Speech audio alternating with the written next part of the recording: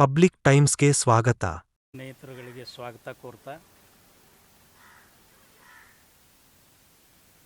ಸತ್ಯಶೋಧಕ ಸಂಘ ಕರ್ನಾಟಕ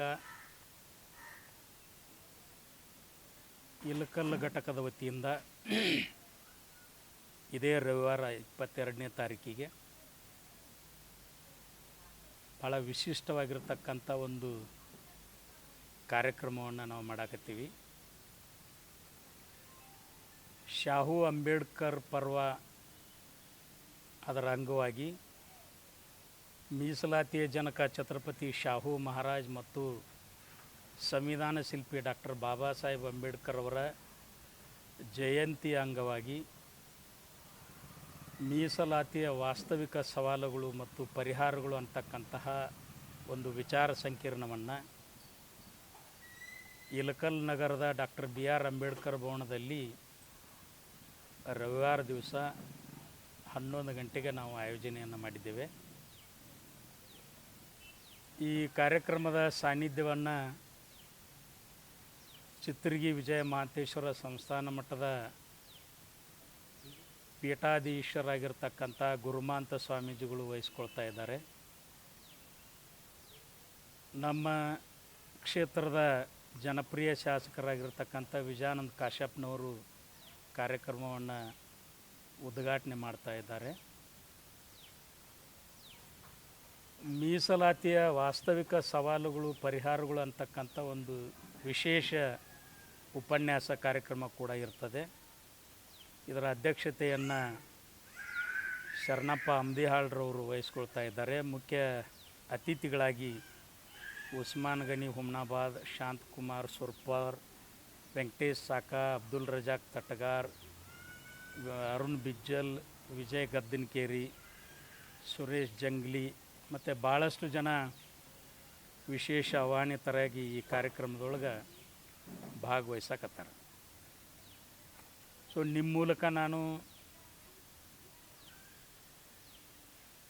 ಇಲಕಲ್ ತಾಲೂಕಿನ ಮತ್ತು ಹುಣಗುನ್ ತಾಲೂಕಿನ ಪ್ರಗತಿಪರ ಚಿಂತಕರು, ಬುದ್ಧಿಜೀವಿಗಳು, ವಿದ್ಯಾರ್ಥಿಗಳು, ನೌಕರ ಬಂಧುಗಳಿಗೆ ವಿನಂತಿ ಮಾಡಿಕೊಳ್ಳೋದಿಷ್ಟೇ. ಇದು ಭಾಳ ವಿಶಿಷ್ಟವಾಗಿರ್ತಕ್ಕಂಥ ಕಾರ್ಯಕ್ರಮ. ಇದರೊಳಗೆ ಹೆಚ್ಚಿನ ಸಂಖ್ಯೆಯೊಳಗೆ ಎಲ್ಲರೂ ಭಾಗವಹಿಸ್ಬೇಕಂತೇಳಿ ತಮ್ಮ ಮೂಲಕ ನನ್ನ ಮನವಿ. ಸ್ನೇಹಿತರೆ, ಇದು ನಮ್ಮ ಬಾಗಲಕೋಟೆ ಜಿಲ್ಲೆಯಲ್ಲಿ ಇದು 3ನೇ ಕಾರ್ಯಕ್ರಮ. ನಾವು ಜುಲೈ ತಿಂಗಳದೊಳಗೆ ಶಾಹು ಮಹಾರಾಜರ ಜನ್ಮ ಶತಮಾನೋತ್ಸವದ ಅಂಗವಾಗಿ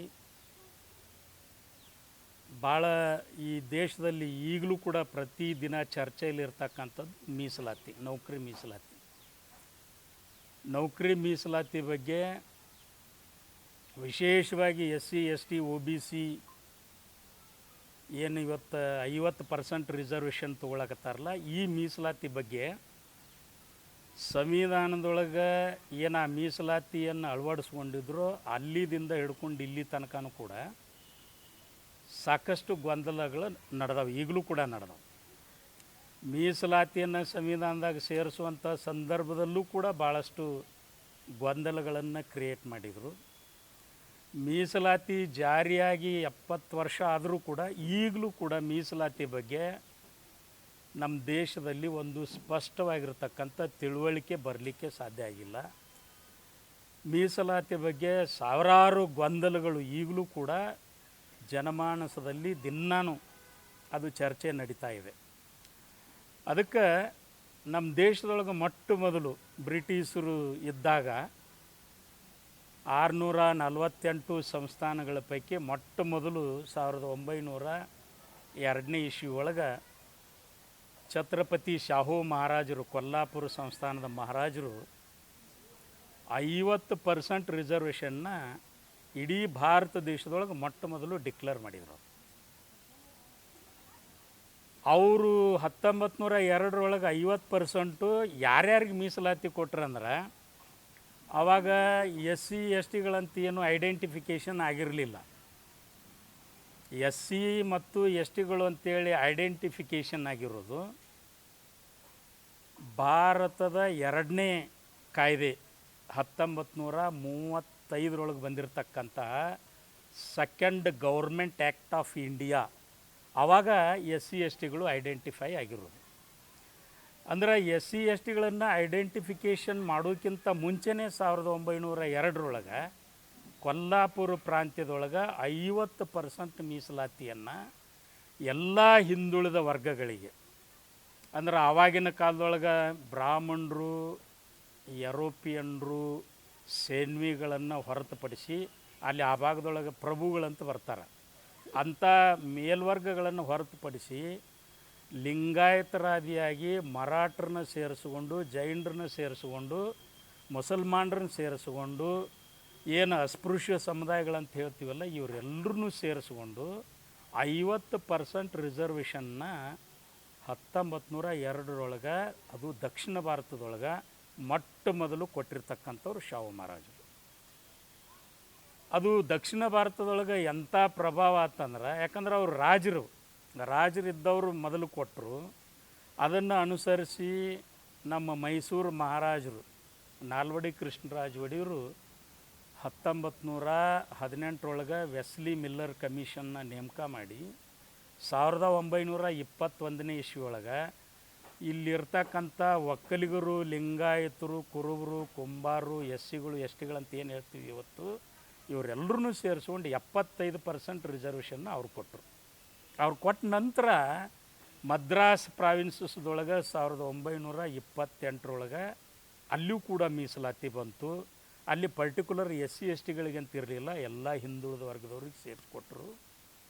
ಸೊ ಇದರ ನಂತರ ಏನು ಸಂವಿಧಾನ ರಚನೆ ಮಾಡ್ತಕ್ಕಂಥ ಸಂದರ್ಭ ಬಂತು, ಆ ಸಂವಿಧಾನ ರಚನೆ ಮಾಡ್ತಕ್ಕಂಥ ಸಂದರ್ಭದೊಳಗೆ ಸೊ ಇದನ್ನೆಲ್ಲ ಗಮನಿಸಿ ಬಾಬಾ ಸಾಹೇಬ್ ಅಂಬೇಡ್ಕರ್ ಅವರು ಈ ಮೀಸಲಾತಿಯನ್ನು ಸುಮಾರು 2500 ವರ್ಷಗಳ ಕಾಲ ಈ ದೇಶದೊಳಗೆ ಮೊದಲು ಮೀಸಲಾತಿ ಅಂತ ಬಂದಿರೋದು ಚಾತುರ್ವರ್ಣ ಪದ್ಧತಿಯಿಂದ, ಬ್ರಾಹ್ಮಣ, ಕ್ಷತ್ರಿಯ, ವೈಶ್ಯ, ಶೂದ್ರ ಅಂತೇನು ಒಂದಾಗಿರ್ತಕ್ಕಂಥ ಸಮಾಜಗಳನ್ನು 4 ಭಾಗಗಳನ್ನಾಗಿ ಮಾಡಿ ಒಂದೊಂದು ವರ್ಣದವರಿಗೆ ಅಥವಾ ಒಂದೊಂದು ಜಾತಿಯವರಿಗೆ ಇಂತಿಂಥದೇ ಹಕ್ಕುಗಳಿರಬೇಕು, ಅದು ಹುಟ್ಟಿನ ಆಧಾರ ಮ್ಯಾಗಿರ್ಬೇಕು ಅಂತೇನು ಒಂದು ಮೀಸಲಾತಿ ನಿಯಮ ಬಂತಲ್ಲ, ಈ ಮೀಸಲಾತಿ ನಿಯಮ ಬ್ರಾಹ್ಮಣರಿಗೆ ಓದತಕ್ಕಂಥದ್ದು, ಪೌರೋಹಿತ್ಯ ಮಾಡ್ತಕ್ಕಂಥದ್ದು, ಕ್ಷತ್ರಿಯರಿಗೆ ರಾಜ್ಯಭಾರ ಮಾಡ್ತಕ್ಕಂಥದ್ದು, ಖಡ್ಗ ಹಿಡಿತಕ್ಕಂಥದ್ದು, ವೈಶ್ಯರಿಗೆ ಭೂಮಿ, ಸೀಮೆ, ವ್ಯಾಪಾರ, ಉದ್ಯೋಗ ಮಾಡ್ತಕ್ಕಂಥದ್ದು, ಇವರು 3 ಜನರಿಗೆ ಅಂದರೆ ಈ 3 ವರ್ಗಗಳಿಗೆ ಫ್ರೀ ಸರ್ವಿಸ್ ಕೊಡ್ತಕ್ಕಂತಹ ಶೂದ್ರ ವರ್ಗ 85% ಇರ್ತಕ್ಕಂಥ ಇವತ್ತಿನ S C S T O B C ಅಂತ ಏನು ಹೇಳ್ತೀವಿ, ಇವರು 85% ಇರ್ತಕ್ಕಂಥ ಜನ 2500 ವರ್ಷಗಳ ಹಿಂದೆ ಈ ಚಾತುರ್ವರ್ಣದ ಪದ್ಧತಿಯಿಂದಾಗಿ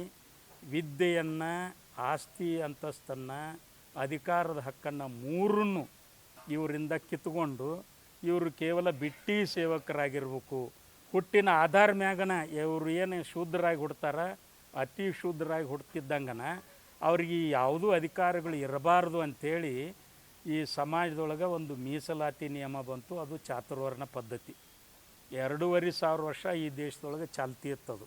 ಅಂಬೇಡ್ಕರ್ ಸಂವಿಧಾನ ಬರೋ ತನಕನೂ ಕೂಡ ಇದು ಚಾಲ್ತಿ ಒಳಗಿತ್ತು.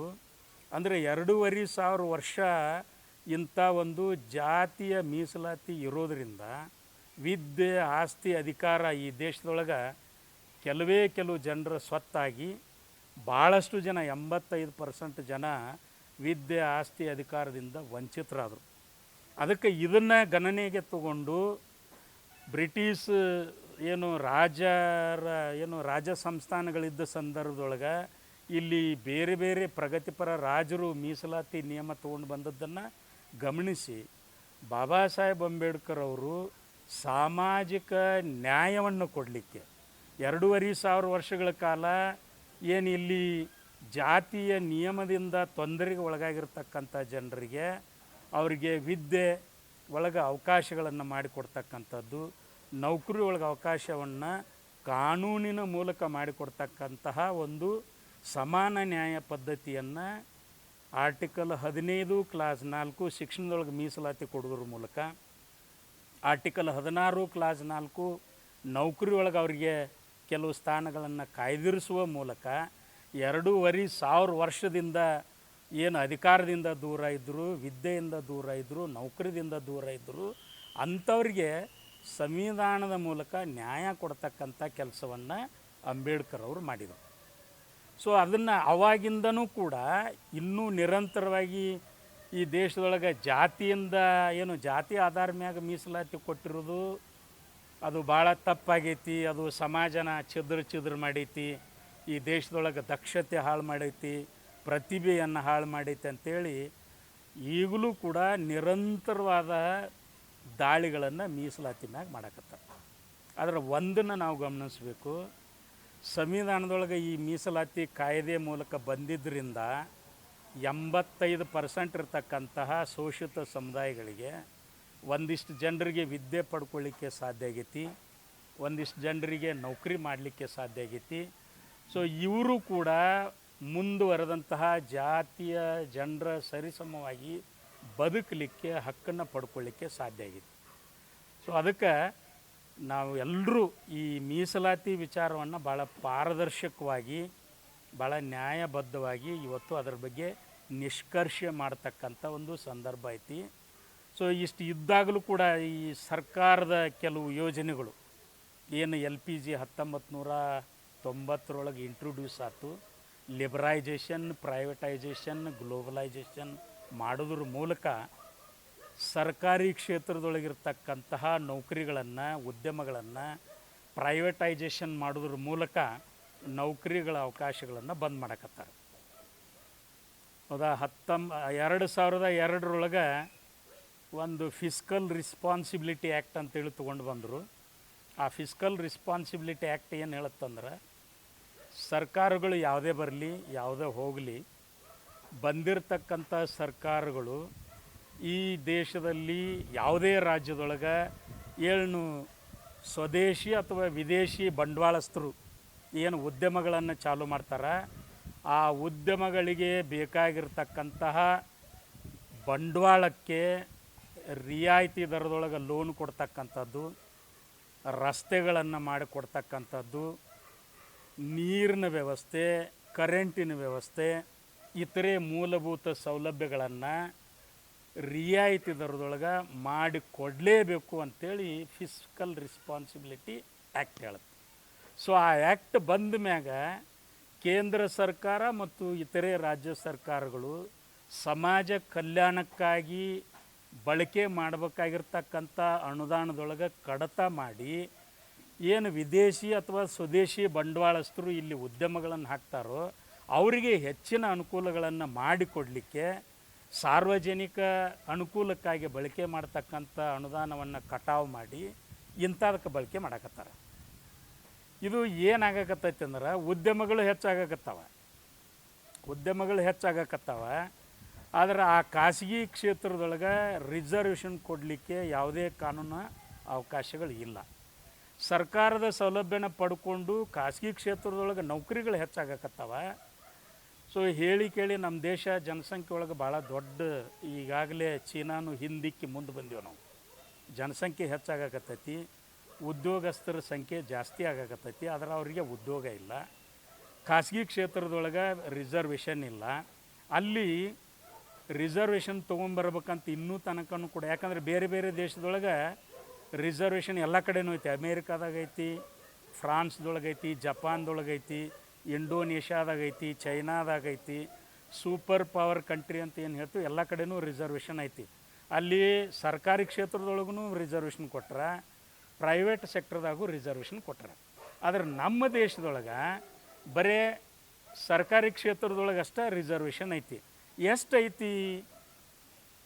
ಇವತ್ತು ಸರ್ಕಾರದ ಅಂಕಿ ಸಂಖ್ಯೆಗಳ ಪ್ರಕಾರ ಈ ದೇಶದ ಒಟ್ಟು ರಾಷ್ಟ್ರೀಯ ಉದ್ಯೋಗ ಉತ್ಪಾದನೆಯ 2%, ಓನ್ಲಿ 2% ಎಂಪ್ಲಾಯ್ಮೆಂಟ್ ಏನೈತಲ್ಲ ಅದು ಸರ್ಕಾರಿ ಕ್ಷೇತ್ರದೊಳಗೆ ಕ್ರಿಯೇಟ್ ಆಗಕತ್ತೈತಿ. ಬರೀ 2%. 98% ನೌಕರಿಗಳು ಏನು ಕ್ರಿಯೇಷನ್ ಆಗಕತ್ತಾವಲ್ಲ ಇವು ಪ್ರೈವೇಟ್ ಸೆಕ್ಟರ್ದಾಗ ಕ್ರಿಯೇಟ್ ಆಗಕತ್ತವ್ರಿ. ಬರೀ 2% ಅದು ನೋಡ್ರಿ ನೀವು. ರಿಸರ್ವೇಷನ್ ಮೂಲಕ ಈಗ 100 ಸರ್ಕಾರಿ ನೌಕರಿಗಳದಾವಂದ್ರೆ ಅಲ್ಲಿ ಮೀಸಲಾತಿ ಮೂಲಕ ತುಂಬಿಕೊಳ್ತಕ್ಕಂಥ ನೌಕರಿಗಳು ಕೇವಲ 50. ಯಾಕಂದ್ರೆ 50% ರಿಸರ್ವೇಷನ್ ಲಿಮಿಟ್ ಐತಿ, ಓನ್ಲಿ 50%. ಸೊ ಅಂದರೆ ನೀವು 2% ಇವತ್ತು ಸರ್ಕಾರಿ ಕ್ಷೇತ್ರದೊಳಗೆ ಉದ್ಯೋಗ ಉತ್ಪಾದನೆ ಆಗ್ತಾವಂದ್ರೆ ಮೀಸಲಾತಿ ಮೂಲಕ ತುಂಬತಕ್ಕಂಥ ನೌಕರಿಗಳು ಕೇವಲ 1%, ಓನ್ಲಿ 1%. ಸೊ 1% SC ST OBCಗಳಿಗೆ ಮೀಸಲಾತಿ ಮೂಲಕ ತುಂಬಿಕೊಳ್ತಕ್ಕಂಥ ನೌಕರಿಗಳನ್ನು ಇವತ್ತು ಪ್ರೈವೇಟೈಸ್ ಮಾಡ್ತಾ ಮಾಡ್ತಾ ಮಾಡ್ತಾ ಇದ್ದಂತಹ ನೌಕರಿಗಳನ್ನು ಕೂಡ ಬಂದ್ ಮಾಡಕತ್ತಾರೆ. ಇದ್ದಂಥ ಸರ್ಕಾರಿ ನೌಕರಿಗಳು ಬಂದಾಗತ್ತವೆ. ಮತ್ತು ಮೀಸಲಾತಿ ಬಗ್ಗೆ ಸಿಕ್ಕಾಪಟ್ಟಿ ಗೊಂದಲಗಳನ್ನು ಕ್ರಿಯೇಟ್ ಮಾಡಕತ್ತಾರೆ. ಇದ್ದ ನೌಕರಿಗಳನ್ನು ಅದು ಪ್ರೈವೇಟೈಸ್ ಮಾಡೋದ್ರ ಜೊತೆಗೆ ಅಂದರೆ ನಾನು ಒಂದು ಕಡೆ ಓದಿದೆ, ಒಬ್ಬ ಸರ್ಕಾರಿ ನೌಕರಿ ಹೋಗೋದ್ರಿಂದ 8 ಜನರಿಗೆ ಊಟ ಹಾಕ್ಬೋದಂತ. ಬಟ್ ಸರ್ಕಾರದ ನೌಕರಿಗಳು ಅಥವಾ ರಿಸರ್ವೇಷನ್ ಪಾಲಿಸೀಸ್ ಅದು ಏನು ಬಡತನ ನಿರ್ಮೂಲನೆ ಕಾರ್ಯಕ್ರಮ ಅಲ್ವೇ ಅಲ್ಲ. ಅದನ್ನು ಸರ್ಕಾರ ಸಂವಿಧಾನದಾಗ ಹೆಂಗೆ ಅಳವಡಿಸ್ತೆ ಅಂದ್ರೆ ಅವತ್ತು ಅದನ್ನು ರೀಪ್ರೆಸೆಂಟೇಷನ್ ಅಂತ ಕರೀತಾರೆ. Reservation means representation. ಅಂದ್ರೆ ಸಾವಿರಾರು ವರ್ಷಗಳ ಕಾಲ ಇಂಥ ಜಾತಿಯವರು ಓದಬಾರ್ದು, ನೌಕರಿ ಮಾಡಬಾರ್ದು ಅಂತ ಏನು ಒಂದು ಕಾಯ್ದೆ ಇತ್ತಲ್ಲ, ಅಂದ್ರೆ ಅವರಿಗೆ ಅರ್ಹತೆ ಇದ್ದರೂ ಕೂಡ, ಅವರು ಪ್ರತಿಭೆ ಇದ್ದರೂ ಕೂಡ, ಅವರು ಹುಟ್ಟಿರ್ತಕ್ಕಂಥ ಜಾತಿಯನ್ನು ನೋಡಿ ಅವರಿಗೆ ಆ ಅವಕಾಶ ಇರಲಿಲ್ಲ. ಅವರಿಗೆ ಅಂದ್ರೆ ಆ ಜಾತಿಯಾಗ ಹುಟ್ಟಿದ್ದಕ್ಕೆ ಅದು ಅವಕಾಶ ಇಲ್ಲನ್ನೋ ಕಾರಣಕ್ಕಾಗಿ ಪ್ರತಿಭೆ ಇದ್ದರೂ ಕೂಡ ಅವರಿಗೆ ಅವಕಾಶ ಇಲ್ಲದೇ ಇರೋದ್ರ ಸಲುವಾಗಿ ಸಂವಿಧಾನದೊಳಗೆ ಅವ್ರಿಗೆ ರಿಸರ್ವೇಷನ್ ಕೊಡ್ಬೇಕಂತೇಳಿ ಕಾಯ್ದೆ ತೊಗೊಂಡು ಬಂದರು. ಅಂದ್ರೆ ಇದು ಪಕ್ಕಾ ರೀಪ್ರೆಸೆಂಟೇಷನ್ ಕೊಡಲಿಕ್ಕೆ ಇರ್ತಕ್ಕಂಥ ಪ್ರೋಗ್ರಾಮ್ ಅಂತ ಗೊತ್ತಿದ್ದು ಕೂಡ ಮೀಸಲಾತಿಯಿಂದ ಈ ದೇಶ ಹಾಳಾಯಿತು, ಮೀಸಲಾತಿಯಿಂದ ಪ್ರತಿಭೆ ನಾಶ ಆಯಿತು, ಮೀಸಲಾತಿಯಿಂದ ದಕ್ಷತೆ ಹಾಳಾಯಿತು, ಮೀಸಲಾತಿಯಿಂದ ಈ ದೇಶದ ಪ್ರಗತಿ ಹಾಳಾಯಿತು ಅಂತೇಳಿ ಸುಳ್ಳು ಸುದ್ದಿಗಳನ್ನು ಹಬ್ಬಿಸೋದ್ರ ಮೂಲಕ ಮೀಸಲಾತಿ ಪಡ್ಕೊಳ್ಳೋರು ಒಂಥರ ಕೀಳರಿಮೆಯಿಂದ ಬದುಕಬೇಕು ಇವತ್ತು. ಅಂಥ ಒಂದು ವಿಷಾದಕರ ಪರಿಸ್ಥಿತಿಗೆ ತಂದಿಟ್ರೆ. ಅದಕ್ಕೆ ನಾವು ಯಾಕೆ ಈ ಕಾರ್ಯಕ್ರಮ, ಇದು 3ನೇ ಕಾರ್ಯಕ್ರಮ ಅಂತ ಹೇಳಿದೆ. ಇದು ನಿರಂತರ ಬಾಗಲಕೋಟೆ ಜಿಲ್ಲಾದೊಳಗೆ ಡಿಸೆಂಬರ್ 6 ತನಕ ಬಾಗಲಕೋಟೆ ಜಿಲ್ಲೆ ಎಲ್ಲ ತಾಲೂಕುದೊಳಗೂ ಇದನ್ನು ಮಾಡಕತ್ತೀವಿ ನಾವು. ಅಂದರೆ ಪ್ರತಿ ತಾಲೂಕಿಗೆ ಹೋಗಿ ಅಲ್ಲಿರ್ತಕ್ಕಂಥ ವಿದ್ಯಾರ್ಥಿಗಳು, ನೌಕರರು, ಬುದ್ಧಿಜೀವಿಗಳು, ರಾಜಕಾರಣಿಗಳು ಎಲ್ಲರೂ ಸೇರಿಸ್ಕೊಂಡು ಈ ಮೀಸಲಾತಿಯ ಮಾನದಂಡಗಳು ಏನು, ಮೀಸಲಾತಿ ಯಾಕೆ ಬಂತ, ಯಾಕೆ ಇರಬೇಕದು, ಮೀಸಲಾತಿ ಇಲ್ಲದೇ ಇದ್ರೆ ಏನಾಗ್ತೈತಿ, ಸೊ ಮೀಸಲಾತಿ ಇದು ಎಷ್ಟು ವರ್ಷ ಇರಬೇಕಿದು, ಮೀಸಲಾತಿಗೆ ಏನಾದರೂ ಕಾಲಮಿತಿ ಐತೋ ಹೆಂಗೋ, ಸೊ ಹಂಗಿತ್ತಂದ್ರೆ ಆ ಕಾಲಮಿತಿ ಏನದು, ಈ ಎಲ್ಲ ವಿಚಾರಗಳನ್ನು ಇಟ್ಟುಕೊಂಡು ಅಮೂಲಾಗ್ರವಾಗಿ ಮೀಸಲಾತಿ ಬಗ್ಗೆ ಜನರೊಳಗೂ ಒಂದು ಚರ್ಚೆಯನ್ನು ತರೋದ್ರ ಮೂಲಕ ಅದಕ್ಕೊಂದು ಸ್ಪಷ್ಟತೆಯನ್ನು ಕೊಡಬೇಕಾಗಿತ್ತು ಇವತ್ತು. ಯಾಕಂದರೆ ಇಷ್ಟು ದಿನ ಆ ಕೆಲಸ ಆಗಲಿಲ್ಲ. ಸೊ ಈಗ ನಾವು ಈ ಸತ್ಯಶೋಧಕ ಸಂಘಟನೆ ಮೂಲಕ 2 ಜಿಲ್ಲೆ ಒಳಗೆ, ಬಾಗಲಕೋಟೆ ಮತ್ತು ಬಿಜಾಪುರ ಜಿಲ್ಲೆ ಒಳಗೆ ನಿರಂತರವಾಗಿ ಇದನ್ನು ನಾವು ಡಿಸೆಂಬರ್ದೊಳಗೆ, ಡಿಸೆಂಬರ್ 6ನೇ ತಾರೀಕು ಮೋಸ್ಟ್ಲಿ ಒಂದು ದೊಡ್ಡ ಇದಕ್ಕೆ ಪೂರಕವಾಗಿ ಒಂದು ದೊಡ್ಡ ಕಾರ್ಯಕ್ರಮ ಆಯೋಜನೆ ಮಾಡಿ ಇದನ್ನು ಒಂದು ರಾಷ್ಟ್ರ ಮಟ್ಟದೊಳಗೆ ಇದೊಂದು ಸುದ್ದಿ ಆಗಬೇಕು ರಿಸರ್ವೇಷನ್ ಬಗ್ಗೆ. ಸೊ ಅದರ ಇರ್ತಕ್ಕಂಥ ಗೊಂದಲಗಳು ಕ್ಲಿಯರ್ ಆಗಬೇಕು ಮತ್ತು ರಿಸರ್ವೇಷನ್ ಮುಂದೆ ಏನಾಗಬೇಕು, ಈ ಎಲ್ಲ ಒಂದು ಕಾನ್ಸೆಪ್ಟ್ನ ಇಟ್ಕೊಂಡು ನಾವು ಕೆಲಸ ಮಾಡಕತ್ತೀವಿ.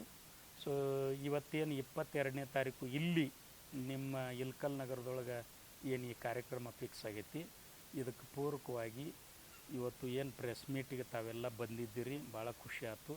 ಈ ವಿಚಾರನ ಸ್ವಲ್ಪ ವ್ಯಾಪಕವಾಗಿ ಪ್ರಚಾರ ಮಾಡಿ ನಮ್ಮ ಕಾರ್ಯಕ್ರಮ ಸಕ್ಸಸ್ ಮಾಡಲಿಕ್ಕೆ ನೀವು ಎಲ್ಲರೂ ಸಹಕಾರ ಕೊಡ್ಬೇಕಂತೇಳಿ ಮನವಿಯನ್ನು ಮಾಡಿಕೊಂಡು ಸೊ ನನ್ನ ಇಷ್ಟು ಮಾತುಗಳನ್ನು ಮುಗಿಸ್ತೀನಿ. ಮತ್ತೇನಾದರೂ ಇದ್ದರೆ ನೀವು ಕೇಳ್ಬೋದು.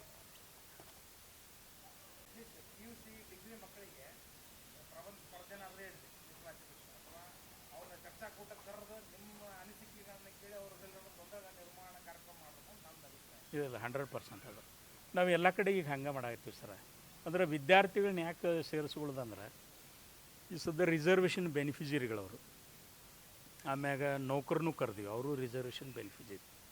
ಸೊ ಮೀಸಲಾತಿ ಬಗ್ಗೆ ಮೊದಲು ಅವ್ರಿಗೆ ಒಂದು ಕ್ಲಾರಿಟಿ ಬರಲಿ ಅಂತೇಳಿ. ಆಮ್ಯಾಗ ನೀವು ಹೇಳ್ದಂಗೆ ಕಾರ್ಯಕ್ರಮ ಮುಗೀತಿದ್ದಂಗೆ ಅವ್ರದ್ದು ಏನೋ ಗೊಂದಲ, ಈಗ ಅವರು ಏನೋ ಒಂದು ಹೊಸ ವಿಚಾರ ಕೇಳಿದಾಗ ಅವರಿಗೆ ಒಂದು ಏನೋ ಪ್ರಶ್ನೆಗಳು ಬಂದೇ ಬರ್ತಾವೆ.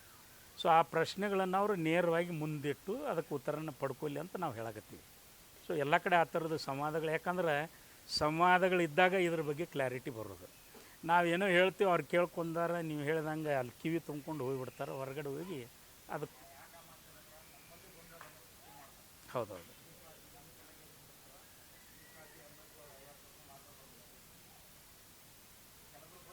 ಹೌದೌದು ಹ್ಞೂ ಹೌದು ಅದು 100%. ಆಮ್ಯಾಗ ಇದು ರಿಸರ್ವೇಷನ್ ಅನ್ನೋದು ಅಂಬೇಡ್ಕರ್ ಕಾನ್ಸೆಪ್ಟ್ ಅಂತೂ ಅಲ್ಲ, ನಾ ಹೇಳಿದೆ ಈಗ ನಿಮಗೆ. ಯಾಕಂದ್ರೆ ಸಂವಿಧಾನದಾಗ ರಿಸರ್ವೇಷನ್ ಬರೋದಕ್ಕಿಂತ ಮುಂಚೆನೇ SC STಗಳಿಗೆ ಆ್ಯಕ್ಚುಲಿ ರಿಸರ್ವೇಷನ್ ಬಂದಿರೋದು ಸರ 1943ರಿಂದ 8.33% ಇಂಡಿಯಾದಾಗ ಫಸ್ಟ್ ಡಿಕ್ಲರೇಷನ್ ಆಗಿರೋದು. ಅದು ಅದಕ್ಕಿಂತ 41 ವರ್ಷ ಮುಂಚೆನೇ ಅಂದರೆ SC STಗಳು ಐಡೆಂಟಿಫಿಕೇಷನ್ ಆಗಿರೋದು 1935 ನಂತರ. ಈ ಫಸ್ಟ್ ಈ ಕಾಸ್ಟ್ ಸೆನ್ಸಸ್ ಆಗಿರೋದು 1911. ಆ 1911ರಾಗ ಆ್ಯಕ್ಚುಲಿ ಈ ಅಸ್ಪೃಶ್ಯರನ್ನ ಐಡೆಂಟಿಫಿಕೇಷನ್ ಮಾಡೋಕ್ಕೆ ಹಚ್ಚಿದವರು ಮುಸಲ್ಮಾನರು. ಯಾಕಂದ್ರೆ ಅವಾಗ ಸೆನ್ಸಸ್ಗಳು ಹೆಂಗೆ ಆಗ್ತಿದ್ವು ಅಂದ್ರೆ ಹಿಂದೂಗಳು, ಮುಸಲ್ಮಾನರು, ಜೈನರು, ಸಿಖ್ರು ಧರ್ಮದ ಆಧಾರ ಮ್ಯಾಗ ರಿಸರ್ವೇಷನ್ ಹಿಂಗೆ ಇದೇನು ಸೆನ್ಸಸ್ ಆಗ್ತಿತ್ತು. ಆಮ್ಯಾಗ ಅವಾಗ ಬ್ರಿಟಿಷರು ಏನು ಮಾಡಿದ್ರು ಅಂದ್ರೆ ಬ್ರಿಟಿಷರು ಕೊಟ್ಟಿದ್ದು ಫಸ್ಟ್ ಪೊಲಿಟಿಕಲ್ ರಿಸರ್ವೇಷನ್ ರೀ. ಪೊಲಿಟಿಕಲ್ ರಿಸರ್ವೇಷನ್ ಹೆಂಗಿತ್ತಂದ್ರೆ ಈಗ ಮುಸಲ್ಮಾನರು ಅವರಿಗೆ ಪ್ರತ್ಯೇಕ ರಿಸರ್ವೇಷನ್ ಕೊಡ್ತಿದ್ರು. ಮುಸಲ್ಮಾನ್ ಕ್ಷೇತ್ರಗಳು ಎಲ್ಲಿರ್ತಿದ್ವಲ್ಲ ಅಲ್ಲಿ ಮುಸಲ್ಮಾನರ ಅಭ್ಯರ್ಥಿಗಳಾಗ್ತಿದ್ರು. ಅವ್ರಿಗೆ ಓಟ್ ಹಾಕೋರು ಕೇವಲ ಮುಸಲ್ಮಾನ್ರಿ, ಬೇರೆದವ್ರು ಯಾರೂ ಓಟ್ ಹಾಕೋಂಗಿರಲಿಲ್ಲ ಅವ್ರಿಗೆ. ಸೊ ಅಂದ್ರೆ ಧರ್ಮದ ಆಧಾರ ಮ್ಯಾಗ ಅವ್ರಿಗೆ ಮೀಸಲು ಕ್ಷೇತ್ರ ಫಿಕ್ಸ್ ಆಗೋ ಸಂದರ್ಭದೊಳಗೆ ಒಂದು ಗೊಂದಲ ಹೇಳುತ್ತೆ. 1909 ಏನು ಕೌನ್ಸಿಲ್ ಆ್ಯಕ್ಟ್ ಆಫ್ ಇಂಡಿಯಾ ಅಂತ ಒಂದು ಕಾಯ್ದೆ ಬರುತ್ತೆ. ಈಗ 5 ವರ್ಷಕ್ಕೊಂದ್ಸರಿ ಚುನಾವಣೆ, ಆವಾಗ 10 ವರ್ಷಕ್ಕೊಂದ್ಸರಿ. ಅಂದ್ರೆ 10 ವರ್ಷಕ್ಕೊಂದ್ಸರಿ ಕಾಯ್ದೆಗಳು ಚೇಂಜ್ ಆಗ್ತಿದ್ವು.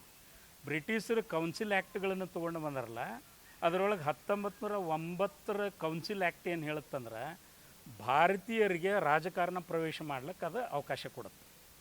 ಸೊ ಅದು ಅವಕಾಶ ಕೊಟ್ಟಾಗ ಅವರು ಸೆನ್ಸಸ್ಸನ್ನು ಡಿಪೆಂಡ್ ಮಾಡ್ತಾರೆ.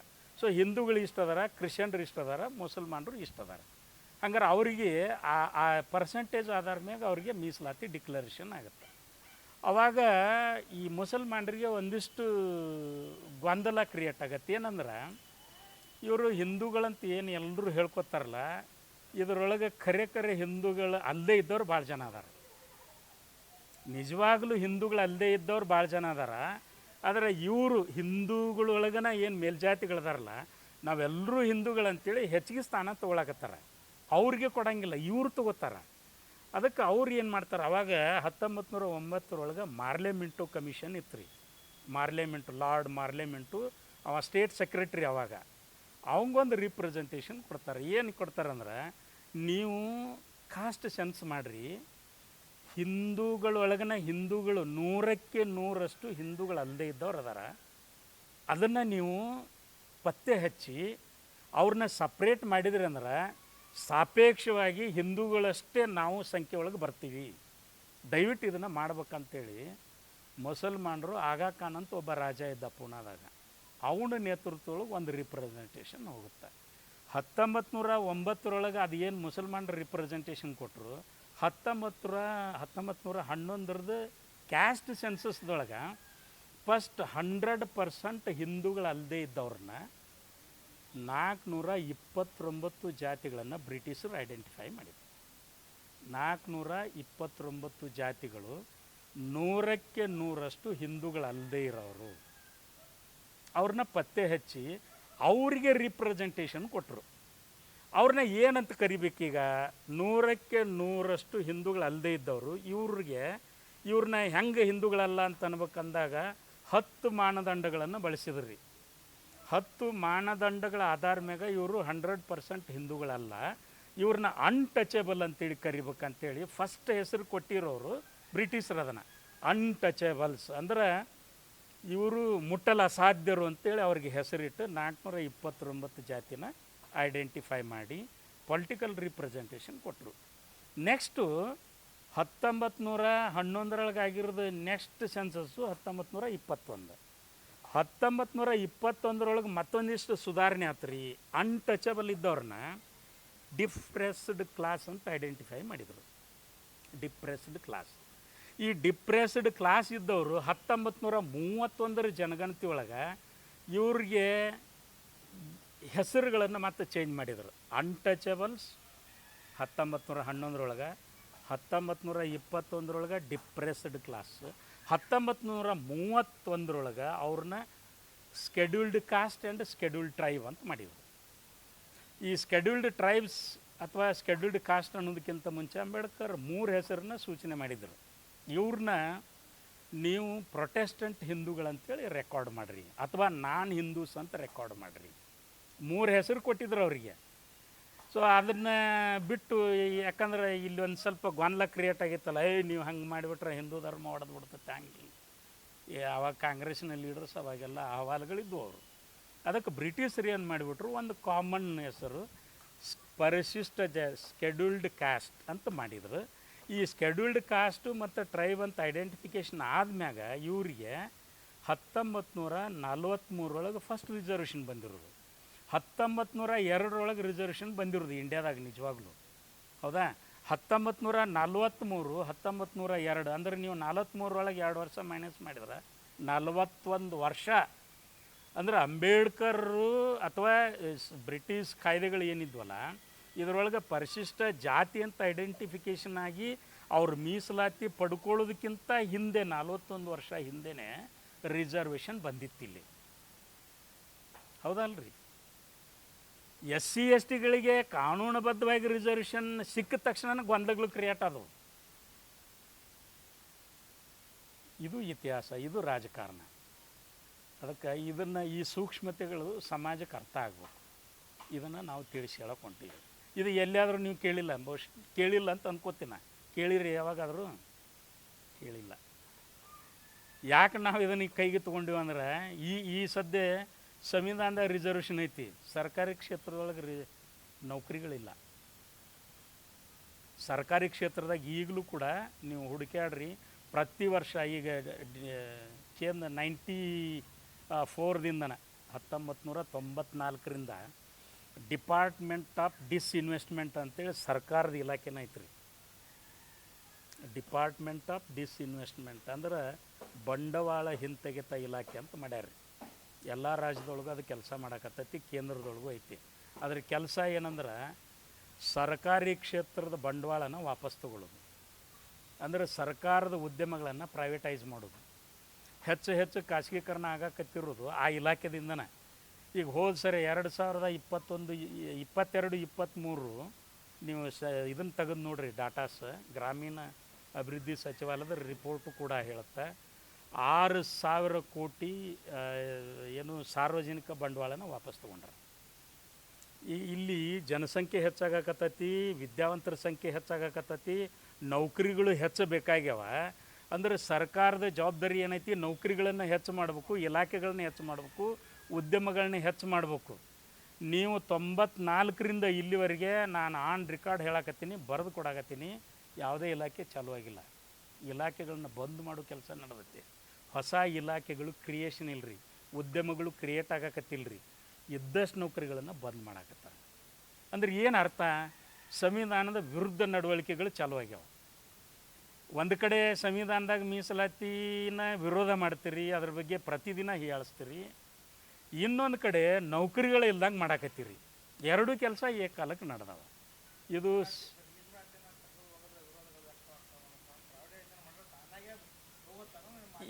ಇದು ಕಂಡುಕೊಂಡಾರ, ಇದು ಅವ್ರು ಕಂಡುಕೊಂಡ್ರು ದಾರಿ. ಅಂದ್ರೆ ನೇರವಾಗಿ ಅದಕ್ಕೆ ಕೈ ಹಾಕಿದ್ವು ಅಂದ್ರೆ ವಿರೋಧ ಹೆಚ್ಚಾಗ್ತಾವ. ನೌಕರಿಗಳು ಇಲ್ದಂಗೆ ಮಾಡಿಬಿಟ್ರೆ ಈಸಿಯಾಗಿ ಇದನ್ನು ಮುಗಿಸ್ಬಿಡ್ಬೋದು ಅಂತ ಅವ್ರ ತಲೆ ಬಂದೈತಿ. ಸೊ ಇದನ್ನು ಮಾಡಕತ್ತಾರೆ. ಮತ್ತು ಇನ್ನೊಂದು ತಾವು ಹೇಳಿದ್ರಿ, ರಿಸರ್ವೇಷನ್ಗೆ ಕಾಲಮಿತಿ ಇಲ್ಲ.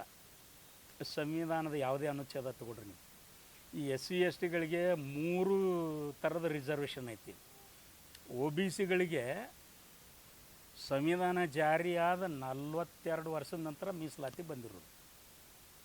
ಸಂವಿಧಾನ ಜಾರಿಯಾದ ಆರ್ಟಿಕಲ್ 340 ಸಂವಿಧಾನದಾಗ 1950 ಸಿಕ್ಕೈತಿ. 340 ಏನು ಹೇಳುತ್ತಂದ್ರೆ, those who are socially and educationally backwards ಅವ್ರನ್ನ ಐಡೆಂಟಿಫೈ ಮಾಡಿರಿ ಅಂತೇಳಿ ರಾಷ್ಟ್ರಪತಿಗೆ ಅಧಿಕಾರ ಕೊಟ್ಟೈತ್ರಿ. ಆತ ಒಂದು ಕಮಿಷನ್ ಮಾಡಿ ಅವರಿಗೆ ತುರ್ತಾಗಿ ರಿಸರ್ವೇಷನ್ ಕೊಡಬೇಕು. ಆದರೆ ಆ ಕೆಲಸ ಆಗಿಲ್ಲ. ಎಷ್ಟು ಹಿಂದುಳಿದ ವರ್ಗದವ್ರಿಗೆ ಮೀಸಲಾತಿ ಕೊಡ್ಬೇಕಂತೇಳಿ ರಿಪೋರ್ಟ್ಗಳು ಬಂದವು, ನಿಮಗೂ ಗೊತ್ತೈತಿ. ಕಾಕಾ ಕಾಲೇಲ್ಕರ್ ರಿಪೋರ್ಟ್ ಬಂತು, ಏನು ಮಾಡೋಕ್ಕಾಗಲಿಲ್ಲ, ಅದನ್ನು ಸ್ಟಾಪ್ ಮಾಡಿ ಮುಂದೆ ಮಂಡಲ್ ಕಮಿಷನ್ ಬಂತು. ಮಂಡಲ್ ಕಮಿಷನ್ ರಿಪೋರ್ಟ್ ಕೊಟ್ಟಿದ್ದ 87, 88 ಹೌದ್ರಿ. ಅದು ಇಂಪ್ಲಿಮೆಂಟೇಷನ್ ಆಗಿರೋದು 92. ಆತ 52% OBCಗಳದಾರ ಅಂತೇಳಿ ರಿಪೋರ್ಟ್ ಕೊಡ್ತಾನೆ ಮಂಡಲ್. ಕೊಟ್ಟರು ರಿಸರ್ವೇಷನ್ ಎಷ್ಟು 27%. ಸಂವಿಧಾನದೊಳಗೆ 50% ಲಿಮಿಟ್ ಎಲ್ಲಿ ಮಾಡಿಲ್ಲ. ಸಂವಿಧಾನದಾಗ ರಿಸರ್ವೇಷನ್ ಇಷ್ಟ ಪರ್ಸೆಂಟ್ ಕೊಡ್ಬೇಕಂತ ಸಂವಿಧಾನ ಎಲ್ಲಿ ನಿರ್ಬಂಧ ಇರಲ್ಲ. ಬಟ್ ಕೋರ್ಟ್ಗಳು ನಿರ್ಬಂಧ ಇರ್ತಾವೆ ಈ ದೇಶದಾಗ. ಹೈಕೋರ್ಟ್ಗಳು, ಸುಪ್ರೀಂ ಕೋರ್ಟ್ಗಳು 50% ರಿಸರ್ವೇಷನ್ ಕೊಡ್ಬೇಕಂತ ನಿರ್ಬಂಧ ಹೇರ್ಯಾವ್ರಿ. 85% ಇರ್ತಕ್ಕಂಥ ಜನರಿಗೆ ನೀವು 32% ರಿಸರ್ವೇಷನ್ ಡಿಕ್ಲೇರ್ ಮಾಡಿ, ಏನು 50% ರಿಸರ್ವೇಷನ್ ಕೊಟ್ಟಿರಿ SC ST OBC ಎಲ್ಲ ಕೂಡಿ. ಅದರೊಳಗೆ OBCಗೆ 32% ಕರ್ನಾಟಕದೊಳಗೆ. ಕರ್ನಾಟಕದಾಗ OBCಗಳಿಗೆ ರಿಸರ್ವೇಷನ್ ಕೊಡೋಕೆ ಎಷ್ಟು ಕಮಿಷನ್ ಮಾಡಿದ್ರಿ? ಕಮಿಷನ್ ಎಷ್ಟು ಬಂದಾವ ಹೇಳ್ರಿ? ಸ್ವಾತಂತ್ರ್ಯ ಬಂದಾಗಿಂದ, ಸಂವಿಧಾನ ಜಾರಿ ಆದಾಗಿಂದ ಸಿಕ್ಕಾಪಟ್ಟಿ ಕಮಿಷನ್ ಬಂತು.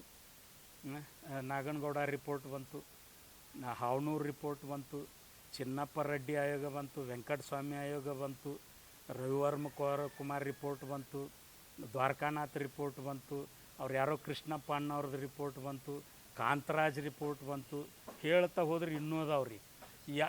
ಈ ಎಲ್ಲ ರಿಪೋರ್ಟ್ಗಳು ಸರ್ಕಾರ ಸಿಕ್ಕಾಪಟ್ಟಿ ದುಡ್ಡು ಖರ್ಚು ಮಾಡಿ, ನೂರಾರು ಕೋಟಿ ರೂಪಾಯಿ ಖರ್ಚು ಮಾಡಿ ರಿಪೋರ್ಟನ್ನು ತೊಗೋತೀರಿ. ಒಂದು ರಿಪೋರ್ಟನ್ನಾದರೂ ನೀವು ಎಂದಾದರೂ ಚರ್ಚೆ ಮಾಡಿರಿ? ಯಾವುದೇ ಸರ್ಕಾರ ತೊಗೊಳ್ರಿ, ಒಂದಾದರೂ ರಿಪೋರ್ಟ್ ಚರ್ಚೆ ಮಾಡಿರಿ? ಪಬ್ಲಿಕ್ಕಿಗೆ ಚರ್ಚೆಗೆ ಬಿಟ್ಟಿರಿ? ಅದರೊಳಗೆ ಏನೈತೆ ಅಂತ ಜನರಿಗೆ ತಿಳಿಸಿ ಹೇಳಿರಿ? ಹೋಗಲಿ, ಒಂದು ರಿಪೋರ್ಟ್ ಆದರೂ ಒಪ್ಕೊಂಡ್ರಿ? ಒಂದು ಆಯೋಗ ಕೊಟ್ಟಿರ್ತಕ್ಕಂತಹ ರಿಪೋರ್ಟಿನ ಶಿಫಾರಸು ಪ್ರಕಾರ ರಿಸರ್ವೇಷನ್ ಇಂಪ್ಲಿಮೆಂಟ್ ಮಾಡಿರಿ? ಯಾಕೆ ಮಾಡ್ತೀರಿ ಸಾವಿರಾರು ಕೋಟಿ ರೂಪಾಯಿ ಖರ್ಚು ಮಾಡಿ? ಅಂದರೆ OBCಗಳು ಯಾರಂತ ಪತ್ತೆ ಹಚ್ಚಕ್ಕೆ ಇನ್ನೂ ತನ ಆಗಿಲ್ಲ ಈ ದೇಶದಾಗ. OBCಗಳು ಯಾರಂತೇಳಿ ಪತ್ತೆ ಹಚ್ಚಕ್ಕೆ ಇನ್ನೂ ತನ ಆಗಿಲ್ಲ. ಲೆಕ್ಕ ಹಾಕ್ರಿ. ಇವೆಲ್ಲ ರಾಜಕೀಯ ಸ್ಟಂಟ್ಗಳು. ಸೊ ಅದಕ್ಕೆ ಇದ್ರ ಬಗ್ಗೆ ನಾನು ಅದನ್ನು ಹೇಳಿದೆ, ರಿಸರ್ವೇಷನ್ ಸಂವಿಧಾನದಾಗ ಎಲ್ಲೂ ಕೂಡ ಕಾಲಮಿತಿಯನ್ನು ಹೇರಿಲ್ಲ. ಕಾಲಮಿತಿ ಇಲ್ಲವೇ ಇಲ್ಲ. ಅದರ ಜನರೊಳಗೆ ಏನು ಚರ್ಚೆ ಐತೆ ಅಂದ್ರೆ, ಅಂಬೇಡ್ಕರ್ ಬರೀ 10 ವರ್ಷ ರಿಸರ್ವೇಷನ್ ಕೊಟ್ಟಿದ್ರು, ಅದನ್ನು ಯಾಕೆ ಮುಂದುವರಿಸಿರಿ ಅಂತ ಕೇಳ್ತಾರೆ. ಎಲ್ಲಿ ಐತಿ? ಯಾವ ಅನುಚ್ಛೇದ ಹೇಳ್ತಾವೆ ಹೇಳ್ರಿ? 395 ಅನುಚ್ಛೇದ ಅವಾಗ ಬಂದಿರೋದು. ಈಗ 444 ಆಗ್ಯಾವ. ಈ 444 ಅನುಚ್ಛೇದದೊಳಗೆ ಮೀಸಲಾತಿಯನ್ನು 10 ವರ್ಷ ಕೊಡ್ಬೇಕಂತೇಳಿ ಎಲ್ಲಿ ಹೇಳ್ಯಾರ ಹೇಳ್ರಿ? ಯಾವ ರಿಸರ್ವೇಷನ್ಗೆ ಹೇಳ್ಯಾರ? ರಿಸರ್ವೇಷನ್ ಬಗ್ಗೆನೂ ಗೊಂದಲ ಐತ್ರಿ. ಪೊಲಿಟಿಕಲ್ ರಿಸರ್ವೇಷನ್ ಬೇರೆ, ಎಜುಕೇಷ್ನಲ್ ರಿಸರ್ವೇಷನ್ ಬೇರೆ, ಎಂಪ್ಲಾಯ್ಮೆಂಟ್ ರಿಸರ್ವೇಷನ್ ಬೇರೆ. ಹೌದಾ? SC STಗಳಿಗೆ 330, 332 ಅಸೆಂಬ್ಲಿ ಮತ್ತು ಪಾರ್ಲಿಮೆಂಟ್ನ್ಯಾಗ ಅದು ಅನುಚ್ಛೇದಗಳು ಹೇಳ್ತಾವೆ ರಿಸರ್ವೇಷನ್ ಕೊಡ್ಬೇಕಂತೇಳಿ. ಕಾಲಮಿತಿ ಇರೋದು ಅದಕ್ಕೆ ರೀ. ಎಲ್ಲಿ ಎಜುಕೇಷನ್ ರಿಸರ್ವೇಷನ್ಗೆ, ಎಂಪ್ಲಾಯ್ಮೆಂಟ್ ರಿಸರ್ವೇಷನ್ಗೆ ಕಾಲಮಿತಿ ಇಲ್ಲ. ಆಮ್ಯಾಗ 50% ಕೊಡ್ಬೇಕಂತ ಎಲ್ಲೂ ಕೂಡ ಹೇಳಿಲ್ಲ. ಆಮ್ಯಾಗ ಇಂಥದ ಜಾತಿಯವ್ರು ಕೊಡ್ಬೇಕಂತ ಎಲ್ಲಿ ಹೇಳಿಲ್ಲ. ಆರ್ಟಿಕಲ್ 15 ಕ್ಲಾಸ್ 4 ಭಾಳ ಕ್ಲಿಯರ್ ಐತಿ. ಯಾರು ಸಾಮಾಜಿಕವಾಗಿ, ಶೈಕ್ಷಣಿಕವಾಗಿ ಹಿಂದೆ ಬಿದ್ದಾರೋ, ಅವರು ಬ್ರಾಹ್ಮಣರೇ ಇರಲಿ, ಅವರು ಸಮಾಜದೊಳಗೆ ಹಿಂದೆ ಬಿದ್ದಾರಂದ್ರೆ, ಶೈಕ್ಷಣಿಕವಾಗಿ ಹಿಂದೆ ಬಿದ್ದಾರಂದ್ರೆ ಅವರಿಗೆ ಪ್ರಾವಿಷನ್ಸ್ ಮಾಡ್ಬೇಕಂತ ಹೇಳುತ್ತಾರೆ. ಎಲ್ಲಿ ಜಾತಿ ಅಂತ ಹೇಳ್ತಿಡ್ರಿ? ಸಂವಿಧಾನ ನಮ್ಮ ಮುಂದೈತಿ, ಅನುಚ್ಛೇದಗಳು ಕ್ಲಿಯರ್ ಅದಾವ, ಆದರೂ ಗೊಂದಲ ಕ್ರಿಯೇಟ್ ಮಾಡಾಕತ್ತೀವಿ. ಸಂವಿಧಾನ ನಮ್ಮ ಕಣ್ಣಿದ್ರಿಗೆ ಐತಿಲ್ರಿ, ನಾವು ತೆಗೆದು ನೋಡ್ಬೇಕಲ್ಲ. ಅದನ್ನು ನಾವು ಯಾರೂ ಅದನ್ನು ಮಾಡಾಕತ್ತಿಲ್ಲ, ಆ ಕೆಲಸ ಮಾಡಾಕತ್ತಿಲ್ಲ.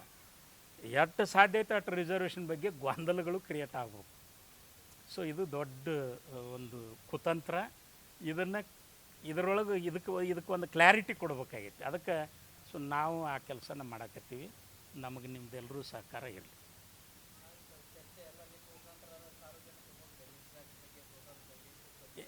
S sir. Thank you sir. ಇನ್ನಷ್ಟು ಸುದ್ದಿಗಳನ್ನು ನೋಡಲು ಪಬ್ಲಿಕ್ ಟೈಮ್ಸ್ ಸಬ್ಸ್ಕ್ರೈಬ್ ಮಾಡಿ, ಬೆಲ್ ಬಟನ್ ಒತ್ತಿ.